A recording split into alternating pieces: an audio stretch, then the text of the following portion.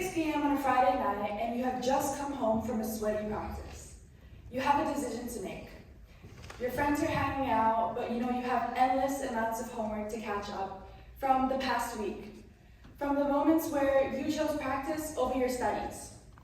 Now you can leave it off for tomorrow, but at 9 a.m. on a Saturday, you have a game. This game may vary for around 2 hours, and after you will be exhausted. So of course you're gonna choose rest, or you're gonna choose hanging out with your friends. But what about my work? I know I need to study for my upcoming tests, so I guess I'll just put it off for Sunday. But me, I have church on Sunday morning. Okay, I'll go to church. After that I can hang out with my friends, but hold on, I still have that upcoming pile of homework. I mean, what about family time? Well, there's always tomorrow. Oh wait, it's a Monday. What do you do?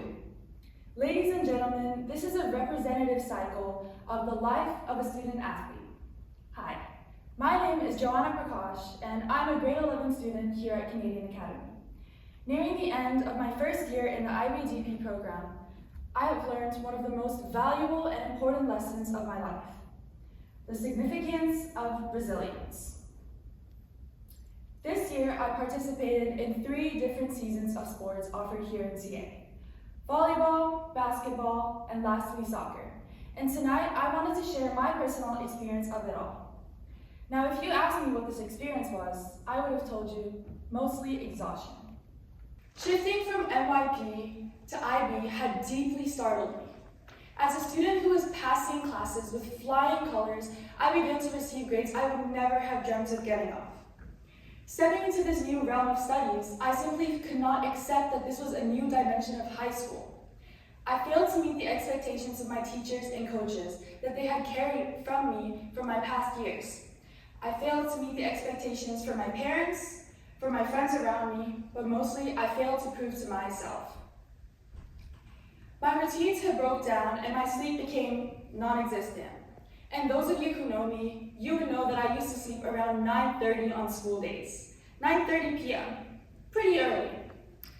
Constantly this year, I had tried to rejuvenate my routines and my progress, but I felt I kept missing this impossible and invisible target in front of me, and I just couldn't understand why. It was almost like I had completely lost myself, and I just didn't know how to fight back. I refused to believe that I could not deal and could not manage what others around me seemed to be dealing with so easily. Shifting back to the athletic side, progressively through each season, I became less and less motivated to perform, as I knew that I just could not meet these expectations that I had for myself, but I knew that everyone else had around me.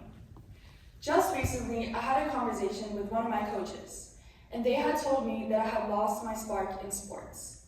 Oof, I know. Although the funny thing was, subconsciously, I had already known this. And it wasn't just sports, it was my athletic side, it was through my friendships, it was through my social life, and it was through my family time. It simply affected me as a whole person. I mean, sure, I could blame my older brother for leaving for college, as he always teased me just enough to keep me competitive. But I knew that it was not just that. Since volleyball season, I knew something was wrong, but I couldn't fathom what it was. During games, I simply underperformed. Coaches had to take me off to the side for me to get a breather, and for me to try to understand what was going wrong. Basketball season approached, and I still could not perform to my best capabilities. I knew that I had lost certain skills. I knew that I had lost my stamina. But most importantly, I knew that I lost my confidence. Now approaching soccer season, the 3rd and final season in this year, I knew that it was my last chance to redeem myself to those around me. I needed to prove to others that I was good enough and that I was not someone who was just washed out. Constantly, I was seeking to please others with my performance instead of playing for the love of the sport.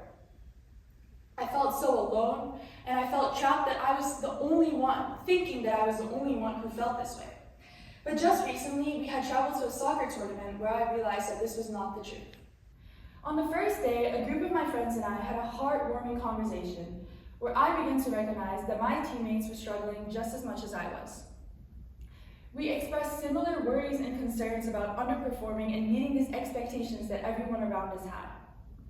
After this, I spent the night tossing and turning, reflecting and pondering on how we were all so caught up with ourselves that we refused and forgot to understand that we are actually all in the same boat. That is why tonight, I want to be the voice of a student athlete and share the common theme to help you better understand what the struggle is. Take a tightrope walker in a circus. Now in this circus, you, a student athlete, have the crowd encircling you. Now this crowd may represent your teachers, your coaches, your community, your friends. And depending on how you perform, that is the response you get, a cheer or a big boo. Now in front of you, you have this thin rope, and I want to call this rope the rope of expectations. You realize that the further you get on this rope, the closer you are to success. But you realize soon that one misstep, and you surrender to the incapability of meeting these expectations. What people around us don't understand, and what I want to enforce, is that students' mental health is often overlooked. People assume that struggling is just a form of laziness and a form of lack of effort. But how do you explain something that is not visible? That is why we need to change the narrative. Just as we prioritize physical warm-ups and stretching, we must also prioritize mental health and well-being. Throughout the year, I found great interest on learning about how the brain responds to our thoughts. And I began to realize that being able to control the mind is the greatest way on how we can perceive things and how we can control our actions. After countless motivational videos, talks from my coaches and my friends, I came to the conclusion that to succeed, a fundamental concept needed to be built. This was the concept of resilience. So how do we build resilience, and how do we walk this tightrope without falling?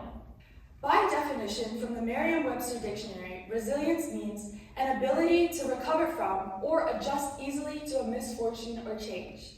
I believe this applies so greatly to students, but in general, and to a greater extent to student athletes. I have developed 4 main points in which I can immensely help us, so let's go through them. Number 1, learning to manage stress and pressure. Stress is inevitable, but learning to process it allows us to move forward without the weight of being weighed down. This means letting go of unrealistic expectations and remembering that you are not alone.